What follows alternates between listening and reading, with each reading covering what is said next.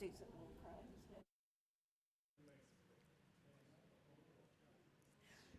Good morning. We're so glad you're here. Guess what day it is? It's Friday. Is that TGIF day? I'm glad you're here. And we have the most dynamic speaker this morning, Mike Fisher. He is with 9th District Opportunity, but his specialty is street exit, which deals with our homeless population, not only here in Gainesville and Hall County, but throughout North Georgia. And there are many wonderful things happening to serve the homeless population. So, Mike, it's all yours. Thank you.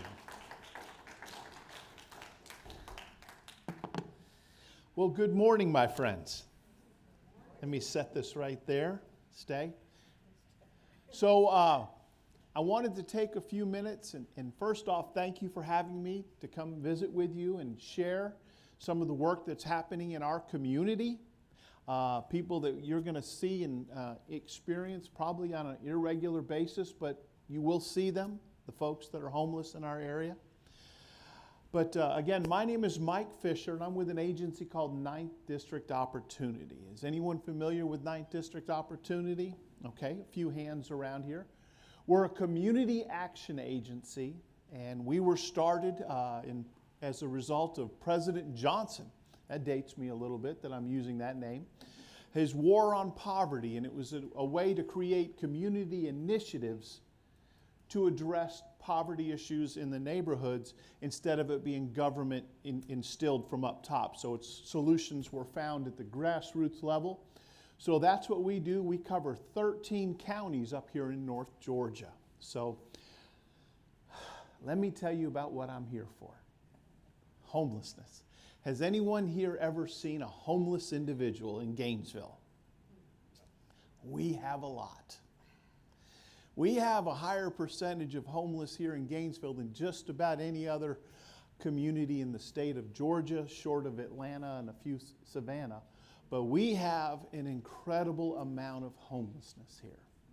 So I think it's important to understand what is homeless today versus what was homeless 20, 30, 40 years ago, because it's a different situation. The homeless of today are not the hobos. They're not the bums that we remember that, you know, just kind of lived on the outskirts and didn't have any initiative and didn't take any opportunity. And they just felt it was easier to live with a pole over their shoulder with a bag. You've all seen the illustration. That's not the homeless of today. The reason we have such an incredible homeless population, I'm going to go through and list those, and some of those. The number one reason why we have a huge homeless problem in this day and age, and especially in Gainesville, is the lack of affordable housing. Anywhere in the United States that you go, the number one cause of homelessness is always the lack of affordable housing. So think about that. Most people who are homeless are there because they can't afford to pay rent, because rent's too high. And so one of the things that we always talk about is how did this affordable housing issue come to light? And so one of the things that we always talk about is the law of unintended consequences. So for example, Gainesville, Georgia, was rated as one of the top 10 communities in the United States for the development of housing, and the prices of housing have just gone incredible. If you own a home, congratulations. You're probably very wealthy as a result of owning a home because your value has skyrocketed. And the problem with that is the people that haven't bought a home yet can't get a home. And right now a starter home, which is the first home that someone would buy, begins almost $350,000. And if you're wondering how is a person who's a blue-collar worker going to afford a $350,000 house, it's just not going to happen. I mean, even mobile homes in and the outlying communities are going to cost a couple $100,000. And so it's a real challenging situation. Now, the other thing that's happened, the rule of unintended consequences, no one is at fault for this. No one made a bad decision, just sometimes things happen as a result of other things taking place. And that is that during the time of COVID, this community, Gainesville, Hall County, had a 2-year surplus of housing, which was exciting. That means we could get people housed and we could really address a lot of issues. 2 years, that means there was a lot of extra houses and apartments to rent. But during the time of COVID, our governor decided to keep Georgia open, which was a good thing because it kept businesses flowing and it kept people in place and it helped a lot of people financially. The problem is a lot of other states didn't stay open. All the New York, Pennsylvania, Ohio, Jersey, I'm just naming some. I don't know if I got them all or even got them all correct, but a number of states closed. And so those families were thrown into a desperate situation. And you can't fault families for doing whatever it takes to survive, so they came to Georgia en masse. And they bought up every single house that was available and rented every apartment that was available, such that we now have a 2-year deficit of housing. So where there was a massive surplus, now we have a deficit. As a matter of fact, the Gainesville Housing Authority, which is where a lot of our low-income families reside, and it's really the only opportunity they have here in Gainesville, has a 5-year waiting list just to be considered. 5 years. So think about, what are we supposed to do with these people? They haven't made a lot of bad choices. Society has just pushed them out. The other thing that's happened is when these housing prices have skyrocketed, that means rents have skyrocketed as well. So whereas people were renting an apartment and they were paying $300, $400, $500, $600 a month, all of a sudden those same apartments are now $900, $1,200, $1,500 a month.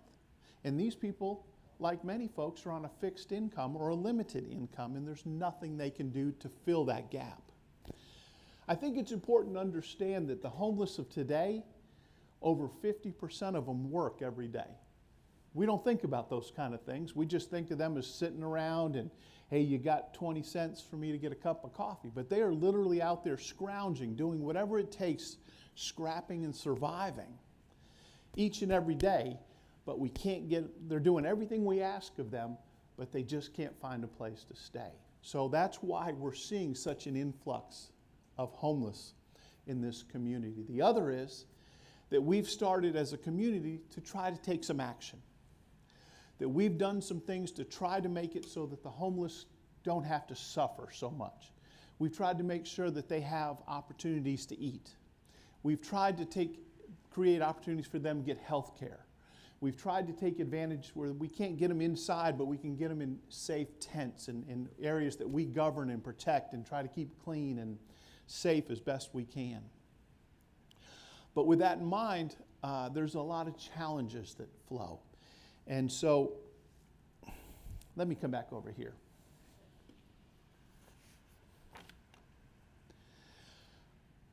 In the homeless community right now, there's about 30% of the people who are homeless are women. Unfortunately, that's trending to closer to a 40% now as we study this. 40% of the women who are of the population of the homeless are female. Do you know what the almost 100% reason why those women are homeless? Would you have a guess? Domestic violence. So they are fleeing domestic violence. They are doing whatever it takes to find some safety and security, and their home life is so bad that they're choosing the unknown of the streets versus staying where they are. And unfortunately, once they get on the streets, 100% of them become victims of domestic violence at that point. So our women are really a priority for us right now. Let me tell you what's going on in Gainesville right now. It's pretty exciting. I'm excited. Ma'am, you're going to be clapping in just a minute, so I hope you're ready. Have you got your hands ready? Okay, because you're going to be cheering when you hear what's going on in your community. The homeless have just been sitting over there and kind of, it's like living in a world that you can watch but you can't participate in. That's what it's like to be homeless. That there's like this hazy curtain that separates the world that they live in from the world that we live in. And no matter how much they want to move forward, they have to stay in this side of the fence. And it's depressing. It's sad. And a lot of them just give up. And just so you can understand, the longer someone is in homelessness, the harder it is to get them out. Because so many barriers develop. And it's that much more we have to help them overcome so that they can get back and rejoin society. But what's happening in Gainesville? You wanted to know, didn't you? Yes, sir? Okay, I'm going to tell you. It has been such a challenge, and I am, in many communities, the most disliked person in every county. I can name a few where they had my name on their county website because they thought that I was a bad influence, because they thought that I was enabling the homeless and causing them to flood into their communities because I was trying to keep them alive, and my team and our people. So what was happening is that once we've started putting together programs to keep people alive, then all of a sudden other communities go, well, you know what? They got something going on in Gainesville. Why don't we just send our homeless to Gainesville? And that way we can tell everybody that we don't have homeless in our community. And some of our communities that touch this county are very guilty of that. Lumpkin County, Stevens County. Did I say that out loud? Okay. They have made changes to the way they're doing it, but they were some of our people that we were having to deal with, as well as Atlanta and South Georgia. They were finding out that we were trying to keep people alive up here, so they would put them in their police cars and drive them up in the middle of the night and dump them off with no anything. A lot of times no identification, you name it. Think about how hard that would be to try to get back on your feet if you were just taken to another community you've never had any connection to, and then you're just like, oh, well, here we are. So that was what was happening. Well, I've been the guy going up and down the street banging a gong, annoying everybody. Hey, we got a homeless problem. It's getting worse. We need to start addressing it now so that we can be prepared in the future when this thing really implodes, which it has.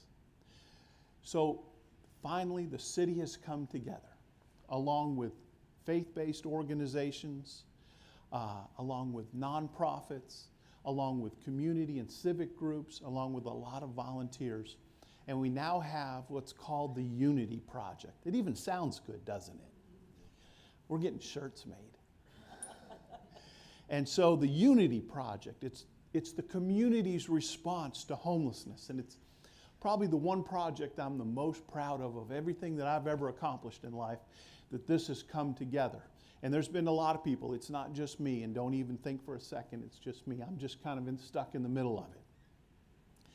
But the Unity Project now, they've given us a building where we're going to be able to have a resource center where we can have office space, meeting space, showers, and laundry facilities for our homeless to come in during the day and just to get off the street, which is exciting. Because in that office space, they can meet with different service providers and help them get their identification, help them get their benefit applications, help them get insurance, help them get medical care. The list goes on. Don't forget to ask me about the dogs. Okay. When we do the questions, it's good stuff. But then just recently, we were given a 10,000 square foot building right next door to this building, which we are in the process of making into a low barrier shelter. Low barrier shelter means that people don't have to pass any standards to come in. They just have to come in, let us begin the process of trying to work through the trauma in their life, and then get them connected to different partners and resources. And then we'll deal with the issues like alcoholism or mental illness or drug addiction or whatever. But that's not going to keep them from coming in the door. And this is happening in your community. And everybody is working hand in hand on this. So much money has been raised so far. We're going to need a lot more, but man, we are making headway. So we have been in the process with an organization called North Georgia Works, if anybody's familiar with them. Beautiful organization. And so they are bringing their teams of workers in, and we're in the process of renovating this huge facility as we speak, which has been abandoned for the better part of 4 years. So it's a little rough. But man, we put new flooring in it, we've painted, we've torn out all the bad stuff. The roof is actually going on today, a brand new roof. And man, once you have a roof, man, everything changes. You get kind of excited then because not having leaks is amazing. I don't know about you, but I'm not a big fan of puddles of water in my living room. And so we've been dealing with that for a while, but we're getting through that. So this is what's happening in our community. We're having a prayer and dedication next week on this as we unveil it. But let me tell you what happened this week. It's Friday, right? I've been engrossed in this for a couple weeks, so I don't even know what day of the week it is. I just kind of show up, and I look at my calendar in the morning and try to get someplace and make sure I've disappointed a lot of people. I've missed a lot of meetings. I'm glad you reminded me. I was reminded of this meeting Wednesday. I had committed a long time ago, but I forgot all about it. And then all of a sudden it popped up on my email, and I'm like, oh, I know where I'm going Friday. So this is all going to take place right here, right now. So thank you for asking about this and wanting to know. There's some more things I wanted to share with you if you wanted. Then I thought I'd answer some questions. Another thing that has happened why we have so many homeless is that folks husbands just disappear in the middle of the night. They get either put in jail, they get forced rehabilitation, or they just leave. And so they leave moms with kids all the time, and so they're just struggling. The rents I mentioned are going up. Do you know one of the fastest growing trends in the homeless community are single parents, mostly mothers, living in cars with their kids? Oh, breaks my heart. The other place where they're living is storage units. So none of this is good, but at least they're not outside. But they're so vulnerable. And then children, all the children. What do we do with these children? We don't have any resources to address this in Hall County, but we do have some that partner with us in Forsyth County and other areas, so we're connecting with them. But can I tell you about this week? This is what I've been excited about. This week, it's only Friday. We've already this week, since we've been open, we opened Monday for the first time in our resource center and all the Unity building. 4 people have moved from homelessness to a sheltered situation in just 4 days. Now, I'm not saying that's going to happen every week, but that's a pretty exciting way to start a week off. Now, in December 1st, we have a large homeless encampment. They call it the Flat Creek area, and there's probably in excess of 200 to 250 people that live in that encampment in tents. The city is going to have to demolish that encampment, unfortunately. And it's not because the city's cruel. They have to do it because of some renovations that have to happen with the EPA, the Environmental Protection Agency. There's a creek that goes through there that's a tributary for the Chattahoochee, so by law they have to fix it.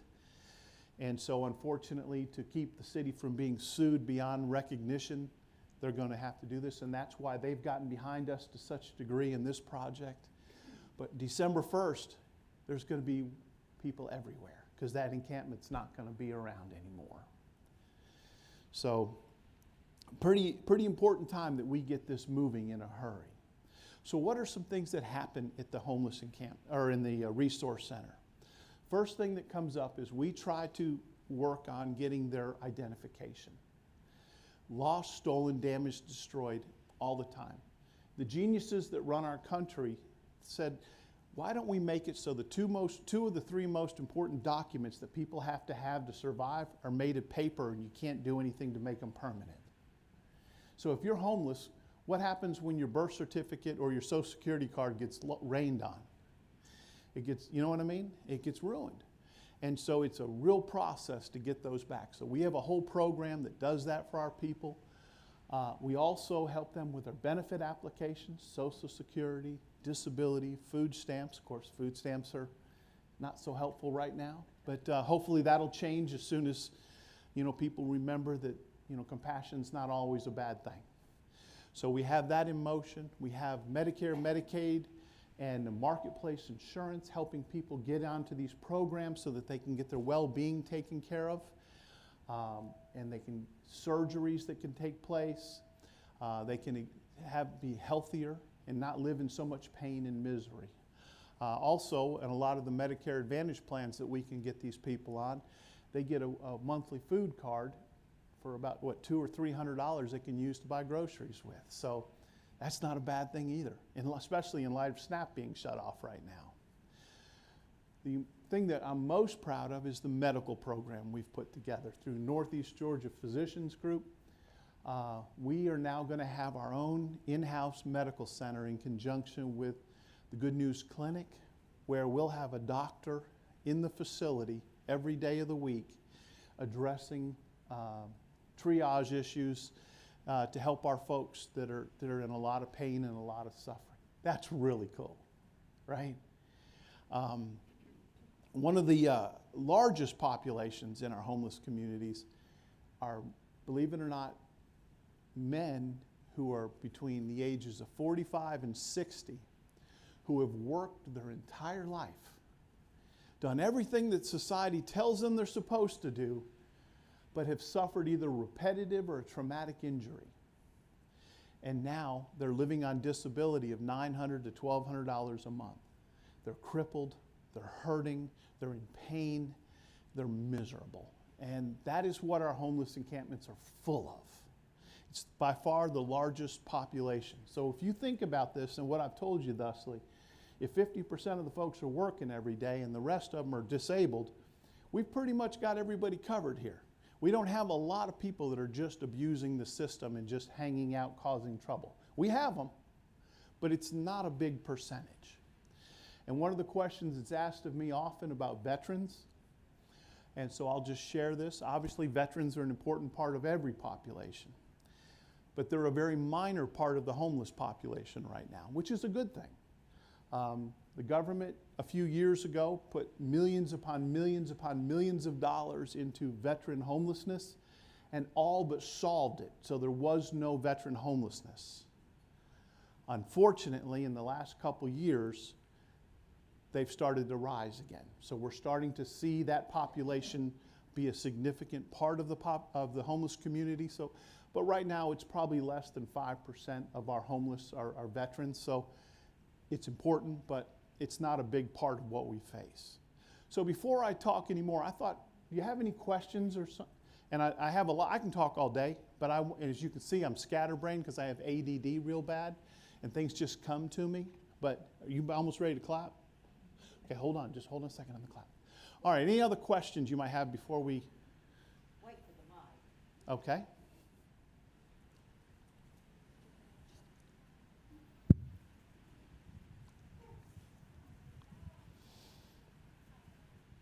The low barrier brings to mind safety. What do you do about safety with the low barrier? Yes. Well, we are two things. Number one, we work hand in hand with the Gainesville Police Department. They are an amazing partner, so they will have a presence at our shelter on a regular basis. And number two, we scan everybody that comes in with a wand to make sure no weapons come in. And we pretty much know everyone that we've interacted with. We've been doing this a long time, and we don't let people in that are going to be dangerous. And so what our plan is to get the women out of their encampment and just really focus on them, because there's a lot of programs for men around the region, recovery programs, work programs and such, but there's very few for just women. So we're going to be bringing them in, getting them off the street. We're going to be taking the medically fragile men. We got a place for them. But the women themselves are going to be separate. And they will not have to deal with men on any basis during the day. and so that the women can feel comfortable, at ease, and really work through their traumas and start to kind of regain their purpose and place in society. So that's what we're trying to do. And we're not going to have all the answers day one, but we're working towards them. Yes? Hi. Mine's a little bit like Margaret's. Does what you have now, does it protect the women who have fled domestic violence? In other words, can they become anonymous so they cannot be found?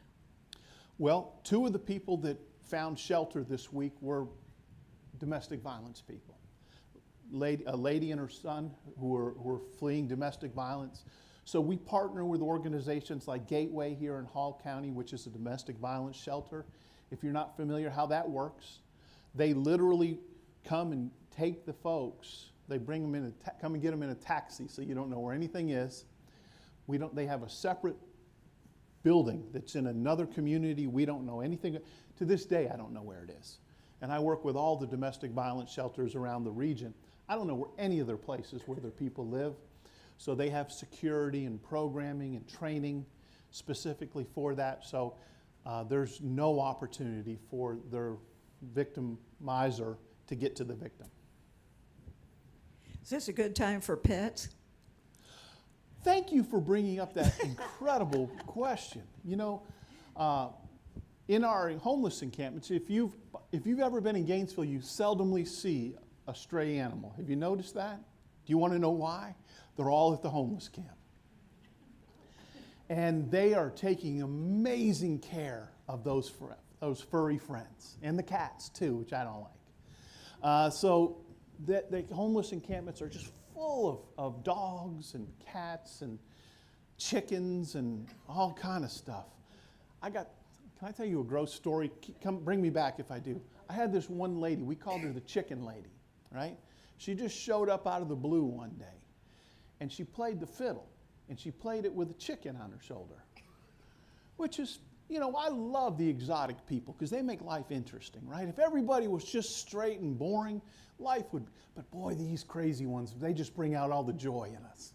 So this lady just started showing up and playing her fiddle with a chicken on her shoulder. And then I asked her one day, I said, do you want me to see if I can get some food for your chicken? What do they eat?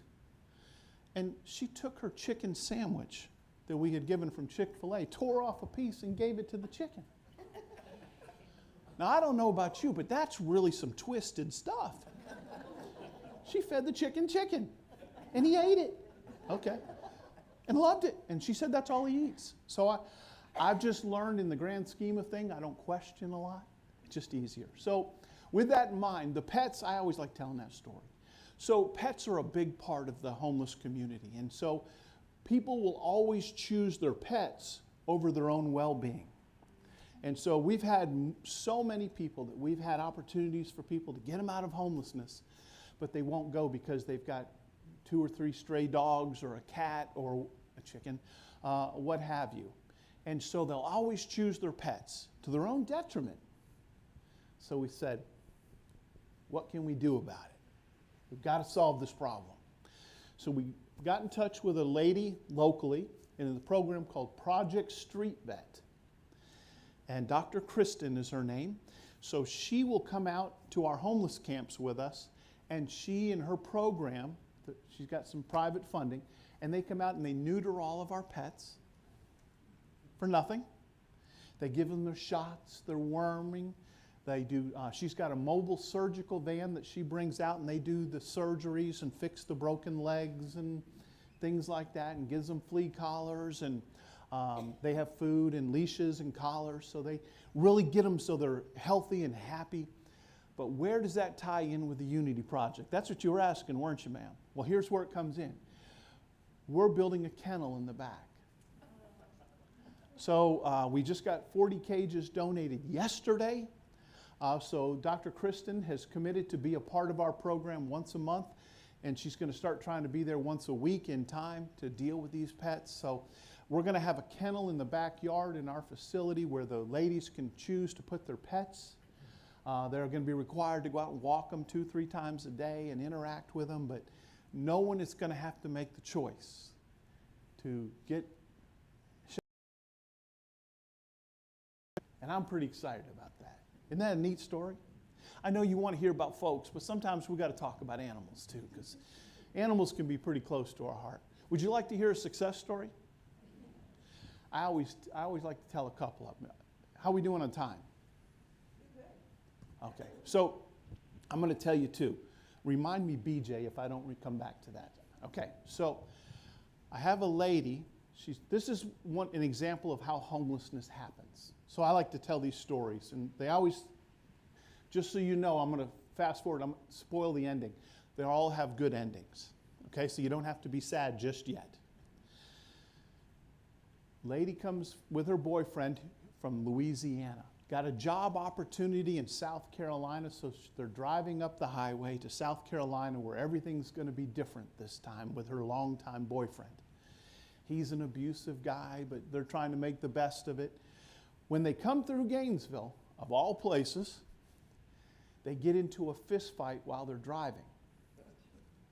And he beats the tar out of her while they're driving, and then kicks her out of the car in the highway while they're moving at full speed, and then runs over her legs and breaks both her ankles at the same time. After she goes to the hospital, she has no identification. She has no money. She has no clothes. She has no idea where she is. So think about that. It took us almost 3 years of working with her through her trauma to finally get her so she was ready to get reconnected back to her family in in Louisiana. Boyfriend's long gone. We haven't seen or heard from him forever. He's on to new women. Amen. So she's now running her own daycare down there, just reconnected with her children, her grandchildren, and everything is just as the way it should be. And that's one of the reasons why we do this, is when we have these kind of success stories. Would you like to hear another one? How about I tell you about BJ? It starts pretty sad, though, so you might have to just kind of hold on for a minute. BJ was a young man. He was born in Liberia, which is over in Africa, and he was adopted when he was 6 years old by a family here in Hall County. And the family is a quiverful family. Are you familiar with that phrase, the quiverful? I had to learn it myself. It's a family that lives on a compound and has lots and lots of children. In this case, 14 to be exact, and they homeschool, and everybody's the devil. So they kind of live in their own little world. And they just keep everything isolated from everyone in society, and everyone's evil except for the way they do things. Very, very religious and that. And there's nothing wrong with religion, so don't hear me say that. And so they raise him, 14 brothers and sisters, and him from Liberia.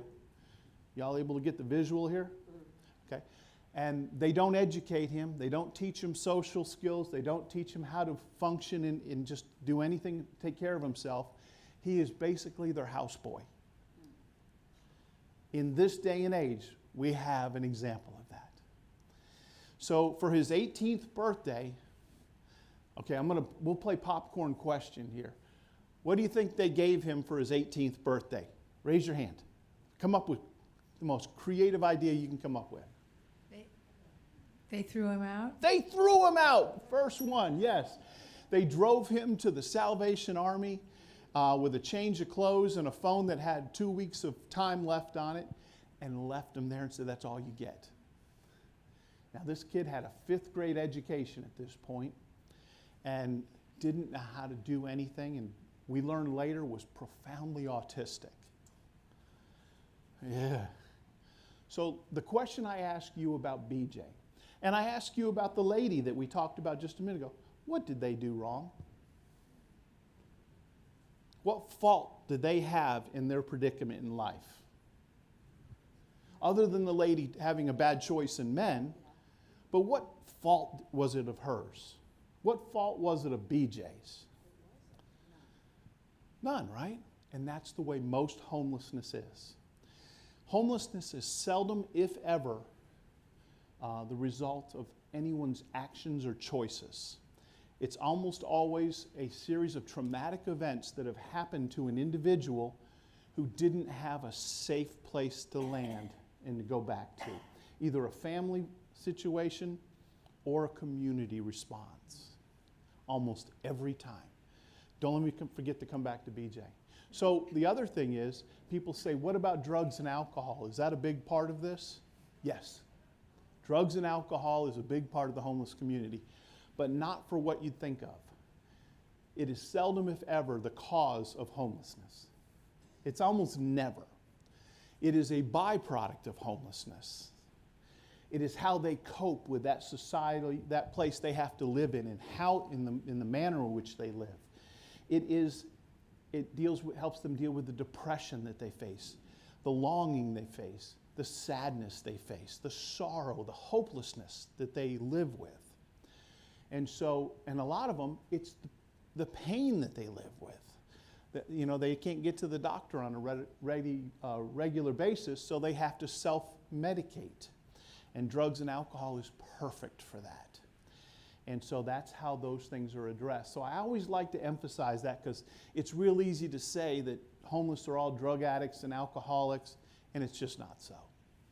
The other thing that's said of them is that they're all mentally ill, and it flows. There's a lot of mental illness, make no mistake. But again, it's not always what puts people in there.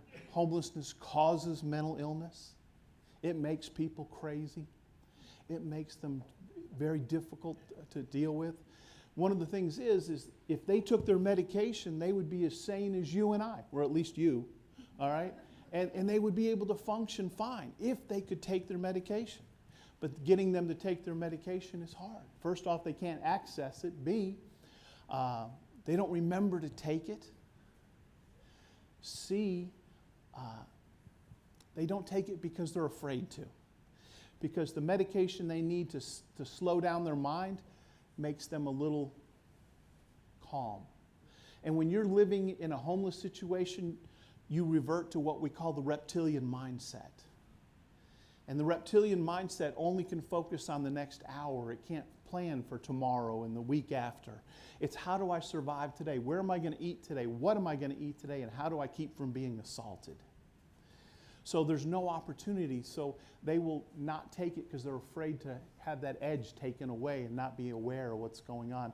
Or finally, they will barter it, because if they haven't eaten for 3 days, they can trade that medicine for a hamburger.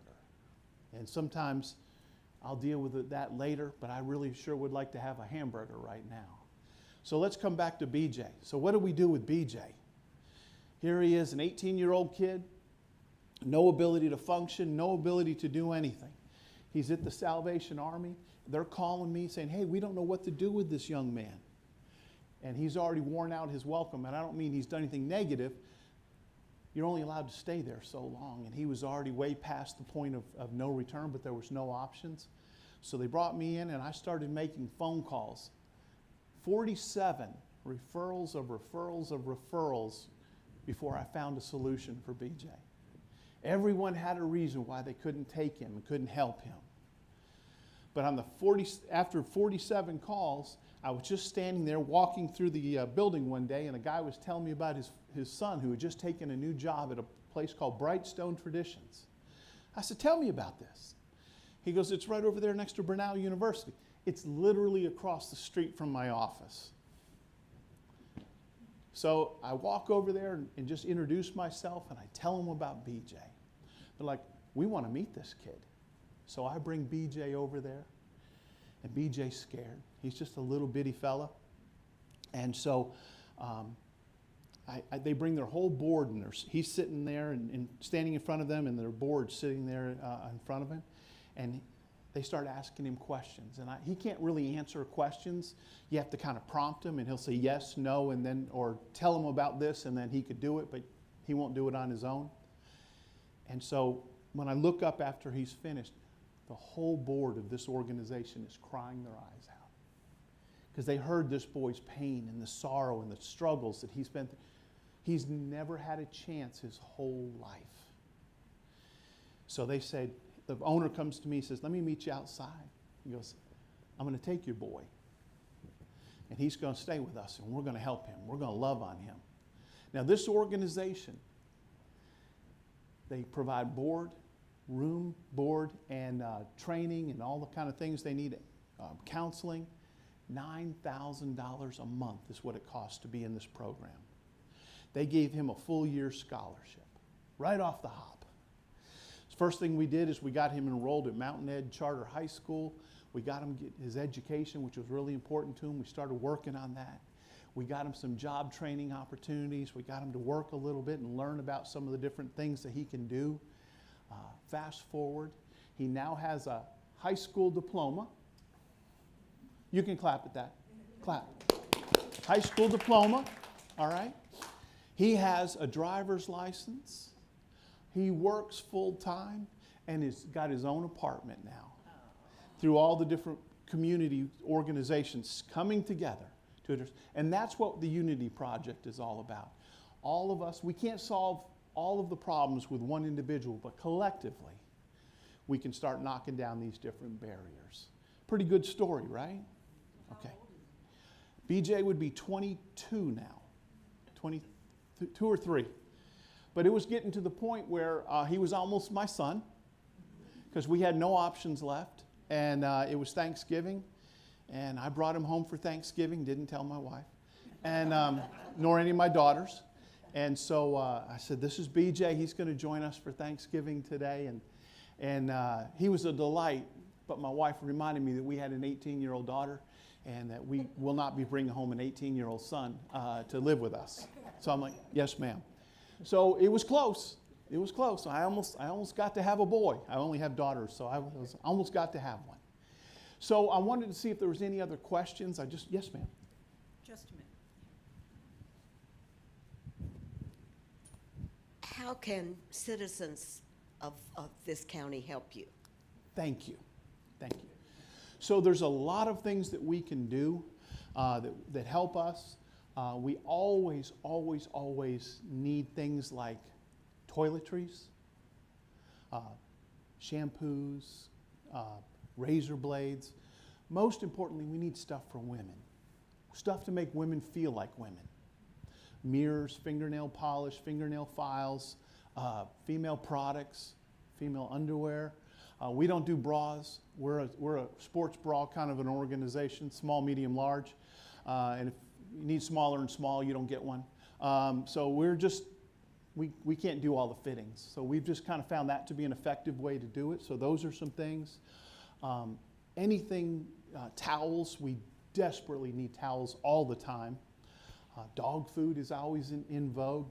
Cat food, collars, leashes, hats, gloves, scarves. Anything right now with warmth as we're getting into the winter months is valued. So those are some things that we think of. And how do we get these things to you? Where do you take it? Well, we can arrange a pickup for your organization here if that would help you. When you have oh, here we go. I would be happy to facilitate a pickup. I can reach out to you and maybe we can organize something where people who have items that could be needed could be brought to me and then we could just facilitate, or I'd be happy to drop off. So did I say fingernail clippers? Did I mention that? Socks we never need. Oh, I am a distributor for Bombas, which is, so they give me every year about 30 cases of socks that I distribute out into the community. Each case has 500 pairs in it. So we're good on socks. As a matter of fact, today, Big Peach Running is going to be at our event, and they donate shoes for us. So we get, like last time they came, they brought 120 some pairs of shoes, and everybody got a brand new pair of shoes, socks, and yada yada. So corporate partnerships help a lot. Obviously, if it's within your realm, donations are always of value. So whatever you think of, we're appreciative. I'm sorry, I think we have a... What is the name of your organization? Is Unity? Unity Project, and just so everybody can understand it, we have an account at the where we receive donations at the Community Foundation. Somebody said it, yes, Community Foundation. So there's an account there for us there.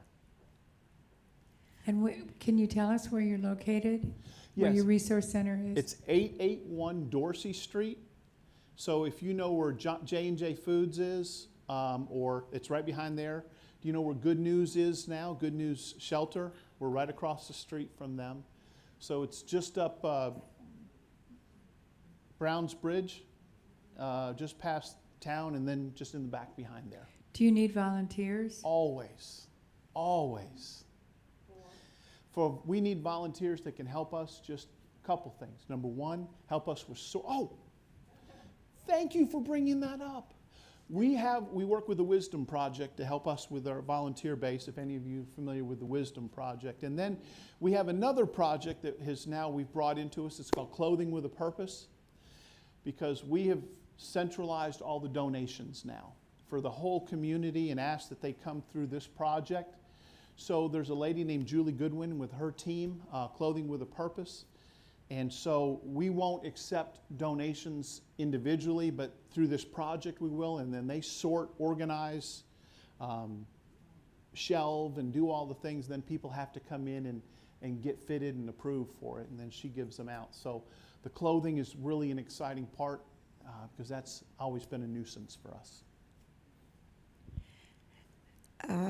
Do we need information on that, perhaps, Mike, that I can distribute? I will be happy to share that with you, and then you can distribute to your community. Yes, that would be. Would that be thank you fine? very much. Yes, Okay. because I do think there will be interest in that. I'm going to encourage you to ask all your questions now, because Mike needs to head out after our presentation to your project. And if so, you're on any more Facebook- questions? If you're on Facebook, we have a page there. You can see a lot of what happens. It's called Street Exit, one word. And I'll send you the link for that as well. Yes, and then we please. have a website, streetexit.org. Hi. I just wondered, where are the people getting together now? Under the bridge or something? Where is the homeless? They live Where in they're what's called communicating. Flat Creek. It's an encampment. It's between Dorsey Street and Atlanta Highway. And it's pretty sizable. Like I said, there's about 200, 250 people live in there. And so it's too big. But that will be demolished. December 1st. Yeah. What are you going to do with the people that you can't house from 250? We're not going to be able to solve everything day one, but we're going to be able to get them connected to resources, and it will take time. It's going to be, we feel like we can get probably 70 to 80 females in our facility and probably 20 men who are medically fragile. And then the rest, we're going to have to try to help them get connected to programs and opportunities in other areas. Recovery is going to be a big part of these recovery programs around the state and different works opportunity projects around the state. It's going to be a handful. But we can't fix them all, but we can get some. We've changed our motto, by the way. Want to hear our new motto? Keep them alive until the miracle arrives.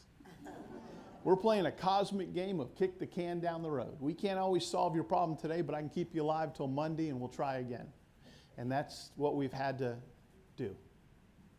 Hi. Are there any solutions for Not in the near future. I know that like the Gainesville Housing Authority and some of these other organizations are in, like the city of Cornelia, I'm on a program to help them develop affordable housing. But what we're solving today is not going to take place for another 2 years, what we commit to. So what we're going to deal with today, no. It's going to be a while. But if we're not even talking about it today, the problem's way down the road. The solution, rather, is way down the road. Any more questions? Just a minute. Here's a suggestion. Recently, a friend told me about a homeless encampment near Athens where she works. I don't know the name of it or anything. And she said that they needed clothing, men's clothing especially. So my husband went down to our Retired Treasures, which is our resale shop, and bought all kind of warm clothing for very little money. That's something we could do.